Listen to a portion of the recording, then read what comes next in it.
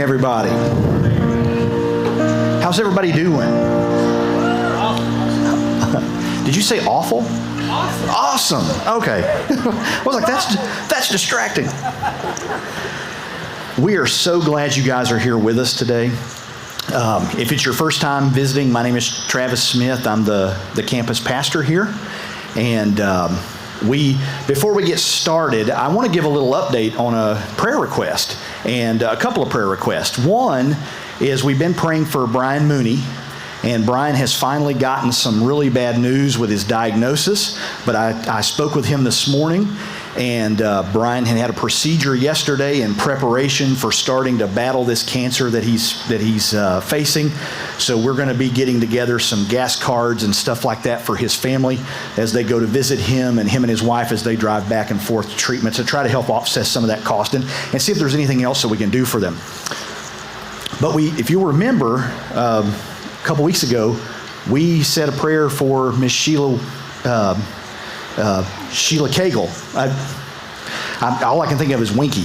And so, but our mayor's wife, and we got great news last week that there was nothing there when they went in to do some testing. So we're very grateful for that. Yeah, I mean, that's such a blessing. We want to continue to pray for her, though, because, we just want to make sure there's nothing there that they're missing, and just, that God continues to work in this. But that's such a blessing. I got to speak with some of the family a little bit this week, and that's just such a blessing. Well, if you are a visitor, then you've picked a really good week, because our last message series lasted 6 months. And so you're here on the first day. So it's like you don't miss the first episode of a show, and so we're so glad that you're here. If you'll remember, last year we were doing a series called Into the Storm. And we interrupted the very last storm that we were going to talk about because I just couldn't get the story of David and Goliath off of my heart. And so we went into that Road to Goliath series in 1 Samuel, and I thought, well, why in the world is the Lord breaking that up? And then when you start studying the life of Paul and the ministry and the testimony of Stephen, which is what we're going to talk about today, you understand the value of understanding the nation of Israel and the way they had turned to idolatry, the way they had done different things that just upset the Lord. They had a conceptual knowledge of their faith, but they had no practical application. So they knew about God, they knew what He had done, they knew the stories, but when it came time to be obedient and apply what was in their lives, they weren't doing it. And I think we're going to see the same thing happening in what we're going to be talking about today. But just like when we talked about the combat situation, and I did the interview with Brandon, and we talked about his observation of that story of Jacob and that battle of Michmash, Saul and the battle of Michmash. And so he got in there and analyzed that and gave us that feedback, and that was so good. Well, today we're going to do that again. So Stephen, let me set the stage here a little bit. So who is Stephen? Stephen is talked about in chapter 6 of the book of Acts. And we start to see, we're going to be in this chapter 7 mostly today, but we're going to set the stage a little bit of 7. And so what we know about Stephen is that he was one of the original 7 deacons of the church in Jerusalem. Now, the deacons in the church of Jerusalem, in the early church, in the first century church, were different than the deacons that we know of from the churches we've had interaction with. These aren't the guys who fight the pastor and do all those things and make everybody mad. They don't approve the new air conditioner or anything like that. That's not the deacon's role in the Bible. The deacons were servants.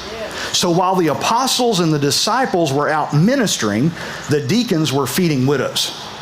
And that's what the deacon's role was. And so Stephen was one of these guys, and he was ministering as he was talking with these widows, and he was feeding them, and he was sharing the faith, and so well that it drew the attention of the Sanhedrin, the Supreme Court of Israel.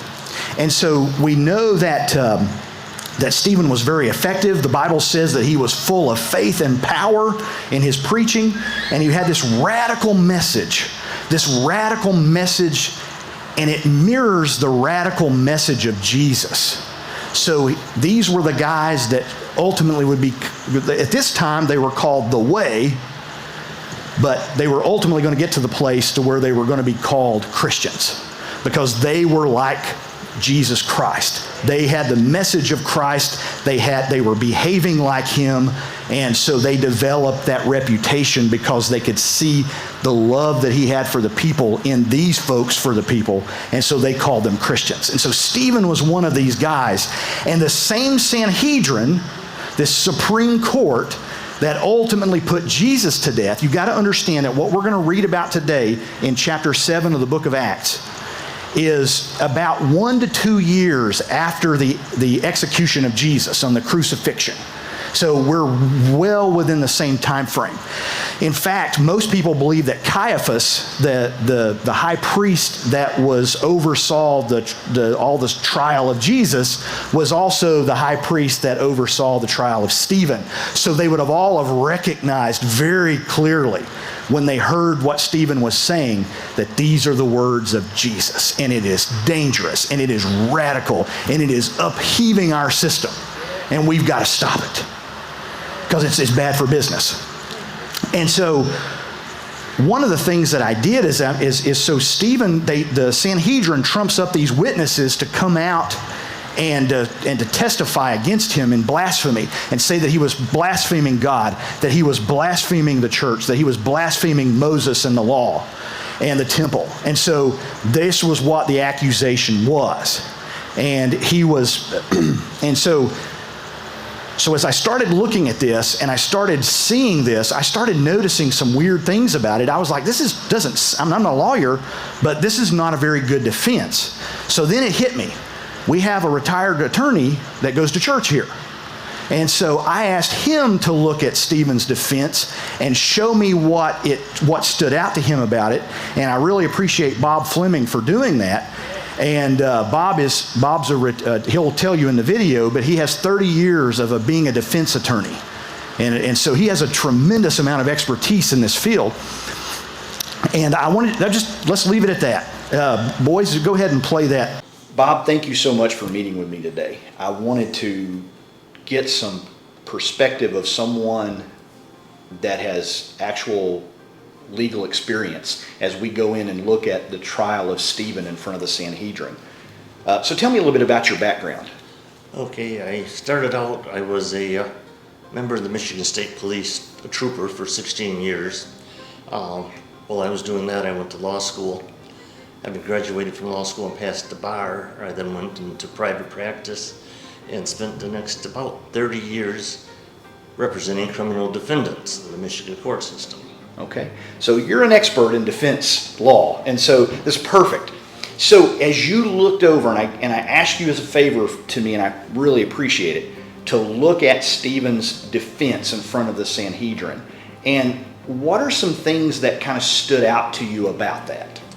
Well, the thing that really stood out to me is that Stephen's defense was not a defense, and it did not appear to even be meant to be a defense. It seemed to me he was daring the Sanhedrin to convict him. Oh wow! That's a great point, great observation. If Stephen had hired you as his defense attorney, and you were giving him advice in that court setting, what would you tell him? Okay, the first thing I would have told him was to be silent and not talk to anyone but me. From there, we would go to, if you will, pre-trial motions with the mechanics of his defense. The first thing I would have done was argued that the Sanhedrin did not have jurisdiction over Stephen.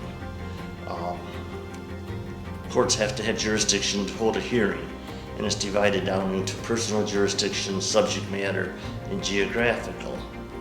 As I understand it, the Sanhedrin did not have the authority to hold a hearing with the common Jew. Their jurisdiction, their authority was limited only to the elders, the rabbis, and the scribes, which Stephen was none of. The other issue with their jurisdiction is that this was a capital offense, meaning they intended to stone him, kill him. They did not have the authority to do that. No court could do that without the Roman government's permission. There's nothing in the record to indicate that the Romans were consulted. Therefore, they lacked jurisdiction that way. And additionally, their own law specified the offenses stoning was to be a sentence for.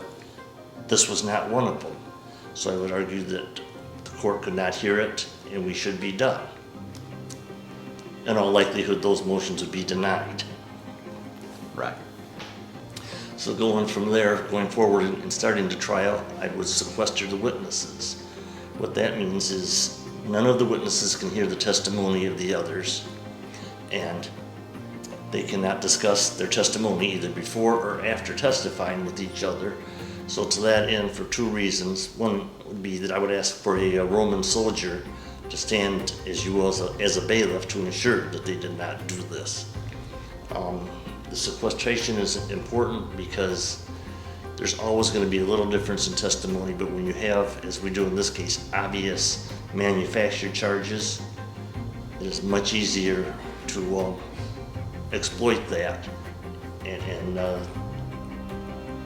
witnesses cannot keep their lies straight, which is to our benefit because under the court rules at the time, if there was a conflict between the witnesses, the court couldn't say, well, I believe witness A, he is more credible than witness B.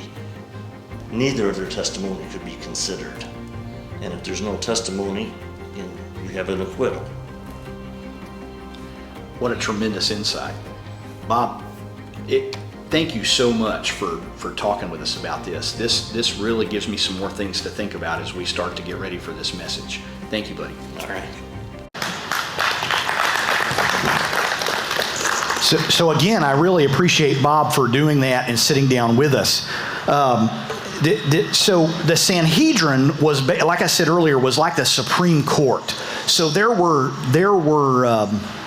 smaller courts in every city and province of Israel, but the Sanhedrin was in Jerusalem, and that's where they had 70 judges plus the high priest, so 71 people, and they sat in like a semicircle, and we had a few pictures of that if you in his interview, but they sat around them in like a semicircle, and they had to stand there and think about how intimidating that was. 71 people who want to stone you, and they're just looking for the excuse to do it, and so as Bob observed so well, it really wasn't a defense. What we're going to go over probably over the next couple of weeks in Stephen's defense, it was not a defense. It was a case for Christ. It was a case for the gospel. You see, there were several things backstory-wise that we need to talk about when it comes to the Sanhedrin and the Pharisees and the Sadducees and all these different religious leaders of Israel. They were very selective about what they talked about. So many of the messages that they gave in the temple, they cut out some of the stuff. So we're going to go into that, and Stephen does a great job of like saying, don't forget this. And that was going to make them mad. Well, what about this town? Oh, let's don't talk about that town. So you're going to see some of that happen. And so Stephen's argument is very good if you're wanting to get stoned. And so and so he is, like Bob said, it wasn't a defense, but he stood there with boldness and he spoke truth to power. And it's just amazing.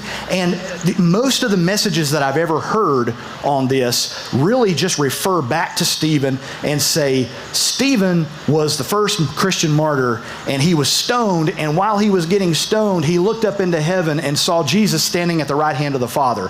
And that's about the extent that we study and learn about Stephen. But I want to change that. I want us to take our time and go through his defense, probably over the next couple of weeks, and really break it down and look at what he says. And I will make the argument that this is a very controversial message today.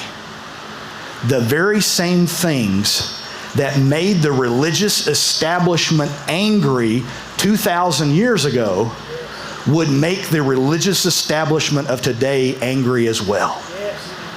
You see, folks, the point of this, the reason I want to go through this is we're going to go into the life of Paul. But before we understand about Paul planting churches, and before we see Paul being the great warrior writing 2/3 of the New Testament, we have to understand what he was made of, the situations that he had been through, the things he had seen and observed, and the things God brought him through and delivered him from to make him the man that he became. So today we're going to start looking at chapter 7, verse 1 of the book of Acts. Then the high priest asked Stephen, "Are these charges true?" So Caiaphas, we assume, is who the high priest is at this time. He's asking these questions. So Stephen, at first glance, goes into a Jewish history lesson. But it couldn't be any farther from the truth. Just the very nature that he's giving a history lesson to the Supreme Court of Israel, who make it their business to know everything about the Jewish faith, would be so insulting if you walked in and started giving them a history lesson about Jewish history. And that's how his defense is poised. And while they're distracted about that, he comes in with some serious body blows, and it's a mess. But we're gonna break it down. But what he was doing was he was establishing some key points. He was establishing that God cannot be confined to a single location and bound by man's traditions. You see, the Sanhedrin and the religious leaders as a whole very much taught that the temple was the holy ground in the world. God dwelt in the temple in Jerusalem, and that's where he stayed. If you wanted to hear from God, you went to the priest in Jerusalem and you heard from God there. And so we're going to see Stephen's argument attack that. He also pointed out that there was a long history of the Hebrews rejecting the messengers that God sent them over and over again. And this is part of what the religious leaders in their messages purposely cut out. They did not want to talk about the 12 patriarchs throwing Joseph into a pit and selling him into slavery. They didn't want to talk about that because that just looked bad on the faith and the founders. But that's not the way the Bible's written. The Bible shows the flaws of the founders. And that's what we love about it. That's what makes it believable. But in all of their messages, they're all walking around with glowing halos over their head. They never did anything wrong. But, and this also, his argument paves the way for the gospel spreading all over the world. This is where, chapter 8, the next chapter starts, and everybody went out after Stephen's stoned. And I hate to give away the end. It's like, well, but it's kind of like watching the Alamo. You know what's going to happen. And so, it's troubling, but this is what this event that we're going to read about and we're going to talk about over the next couple of weeks launches the Christian church all over the world. We're here today because of what happened in this story. And in fact, all Stephen really does is he reinforces Matthew 23. Matthew 23 is Jesus having it up to here with the Pharisees and attacking them and saying you're a bunch of hypocrites, you're whitewashed tombs. That's Matthew 23. And this is what Stephen does. He just echoes this. So in verse 2, he says, "To this he replied, 'Brothers and fathers, listen to me. The God of glory appeared to our father Abraham while he was still in Mesopotamia, before he lived in Haran.'" Now, on the first appearance, that sounds cordial. But basically what he's saying is reminding them that Abraham wasn't from the Holy Land. Abraham was from Mesopotamia. And God spoke to him and dealt with him in Mesopotamia. And that goes against the current Jewish teachings that God is in the holy places only. And that's why you've got to come to us. You've got to have this thing. And that's what their message was. That But you'll see that as a common theme, that God is a God of pilgrims. And that he's not bound to a building or a magic mountain or anything like that, even in the Old Testament. And I knew that about I knew that in the New Testament. But as you study the Old Testament, you realize, and we'll probably get into it a little bit more next week, but I want you to, we're gonna really kind of break down and change your view of the temple and ultimately of the churches today and what the role should be. So it's really important for us to take a look at this. Very, very important. In verse 3, it says, leave your country and your people, God said, and go to the land I will show you. So he left the land in verse 4, it says, he left the land of the Chaldeans and settled in Haran. After the death of his father, God sent him into the land where you are now living. So he's just made this reminder. All of this dealing with God happened outside of the Holy Land. In verse 5, he said he gave him an inheritance here. He gave him no inheritance here, not even enough ground to set his foot on. But God promised him that he and his descendants after him would possess the land, even though that time Abraham had no child. And we remember that story. Abraham did not have a temple. Abraham did not have a holy land. He did not even have land at that time. He stayed as a nomad in Canaan. He traveled in tents. And that's very important. That's an important concept. Because as we go into our Christian lives and we're told in the Great Commission to go out, it's not a stagnant message. It is a mobile message. It is a message of mobility. And this is what Stephen is establishing even in his defense in this situation with them. You see, because for years they had been dependent on the temple. And so now that Christ has come and fulfilled the law and done these things are about to change. It's about to get upheaved. Verse 5, he gave him, he had no child. We've already read that. I'm sorry. Verse 6, God spoke to him in this way. For 400 years your descendants will be strangers in a country not their own, and they will be enslaved and mistreated. Now this is talking about Egypt. So they left Canaan and they went to Egypt. But I will punish the nation they serve as slaves, God said, and afterward they will come out of the country and worship me in this place. You see, this is another reminder to them. God punishes those who stand in the way of his plan. Remember that. God punishes those who stand in the way of his plan. And that's what he's telling this Supreme Court. He also is, and I'm not sure they even noticed it yet, because they're still listening, but he turns the tables on them in a little bit. In verse 8, then he gave Abraham the covenant of circumcision, and Abraham became the father of Isaac. So he's laying out this whole lineage of the Jews. So Abraham became the father of Isaac and circumcised him 8 days after his birth. Later, Isaac became the father of Jacob, and Jacob became the father of the 12 patriarchs.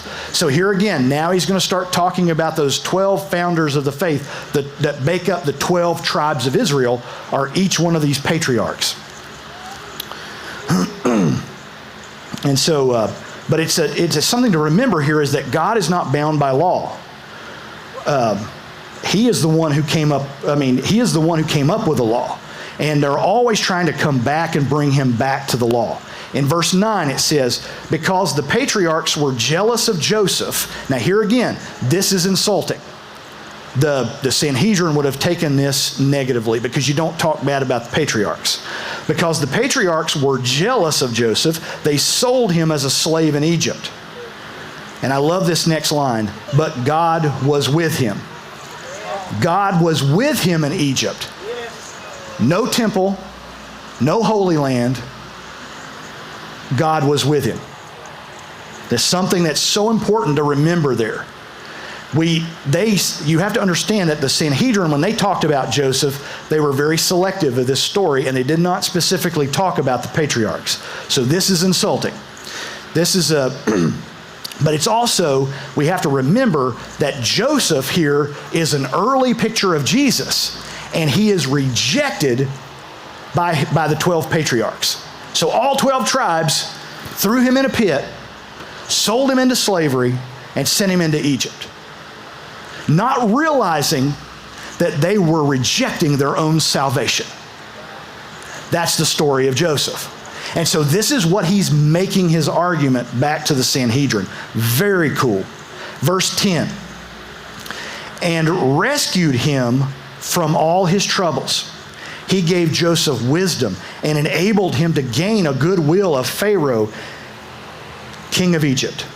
So Pharaoh made him ruler over Egypt and his palace. Then famine struck all of Egypt and Canaan, bringing great suffering, and their ancestors could not find food. In verse 12 it says, when Jacob heard that there was grain in Egypt, he sent our forefathers on their first visit. On their second visit, Joseph told his brothers who he was, and Pharaoh learned about Joseph's family. In verse 14, it says, after this, Joseph sent his father Jacob and his whole family, 75 in all. Now, this is interesting because this was something that would have irritated the Sanhedrin as well. He said the number 75. That's from the Septuagint, the Greek version of the Old Testament, 75, because it takes into account a few extra grandchildren that were born in the journey. The Hebrews, in what they taught the rabbis taught, is that it was 70, and they denied that other part of it. Now Jacob didn't. I don't know if Jacob cared Stephen cared one way or the other, but he's just using these little things to shake them up. And so this is very specific. If you want to see that contradiction, and people will put this as a biblical contradiction, when people say there's contradictions in the Bible, they'll cite this reference. But it's not. It's just a different way of bookkeeping the number of the people who came. It's found in Genesis 46:27, if you want to look at that a little bit more. In verse 15, then Jacob went down to Egypt, where he and his ancestors died. In verse 16, he says, their bodies were brought back to Shunem and placed in a tomb that Abraham had bought from the sons of Hamor at Shunem for a certain sum of money. Now, this was a tender issue as well, because what he cites is the belief of where Jacob and the patriarchs are buried according to the Samaritans. The Samaritans believed that they were buried in Shunem. The Jews taught that they were buried in Hebron, which is what the Old Testament says. But he says this there again, I think, to rattle his judges. He's setting them up. He's getting them ready to drop the bomb on them of what he's doing. And in verse 17, as the time drew near for God to fulfill his promise to Abraham, the number of people in Egypt had greatly increased. In verse 18 it says, then a new king, to whom Joseph meant nothing, came into power in Egypt. He dealt treacherously with our people and oppressed our ancestors by forcing them to throw out their newborn babies so that they would die. So what he's doing is he's throwing out controversial stuff. He's bringing up very tender topics. This was still a very painful thing that the Jews mourned, is this mass killing of their children that the Egyptians did. And so we see all of that, but we also start talking about the deliverance in Moses. At that time, Moses was born in verse 20.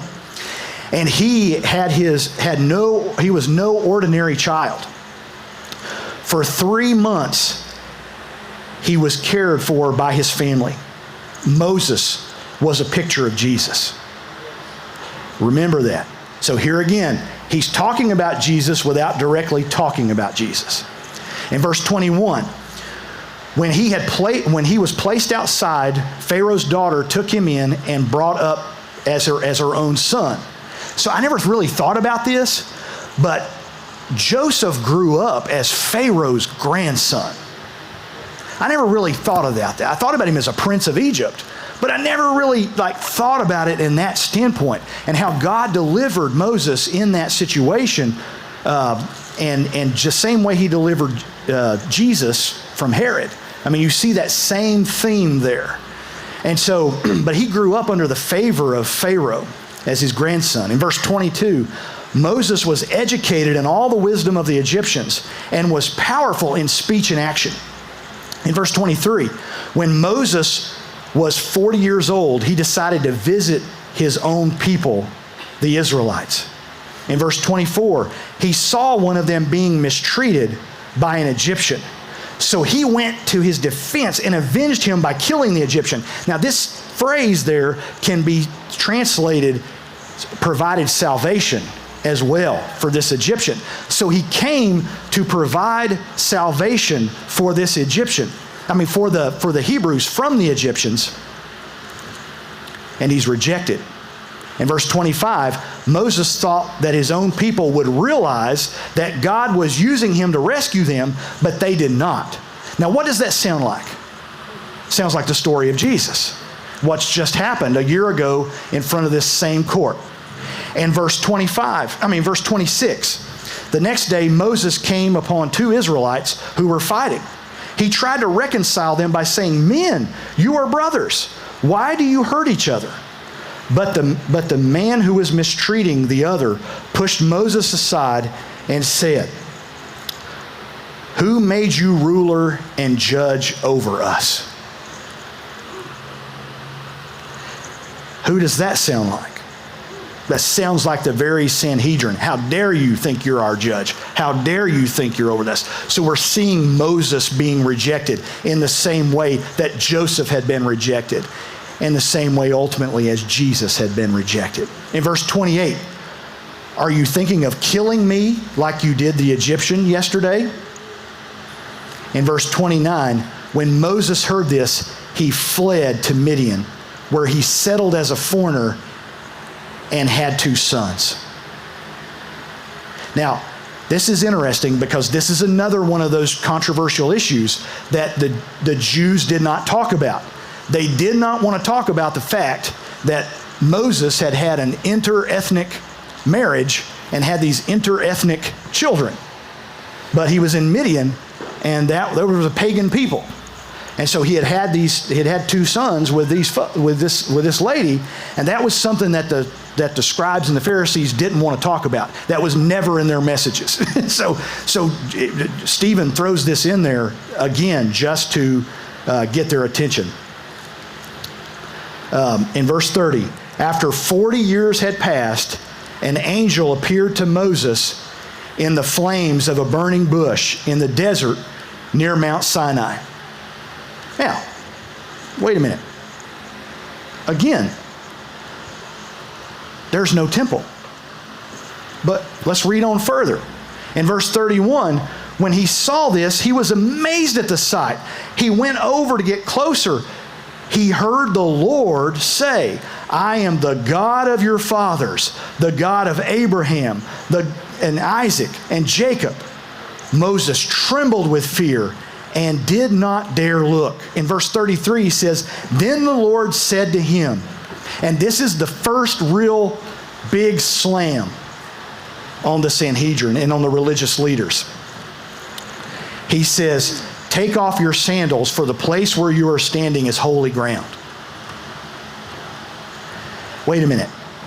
Holy ground can be around a bush out in the middle of the wilderness in a pagan land? You see, we serve a God, and we're going to talk more about this next week, but we serve a God who set up a tent as his temple. Why would you use a tent as your temple?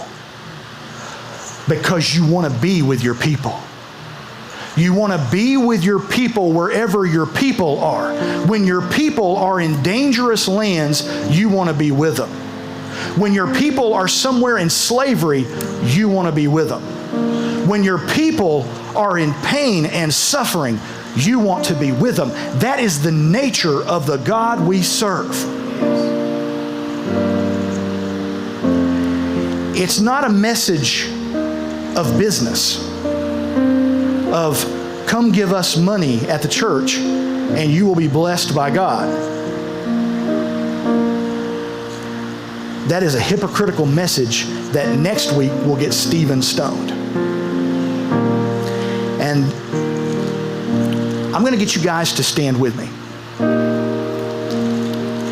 As we go into this thing, I want you to pray something. As we go into this verse of worship,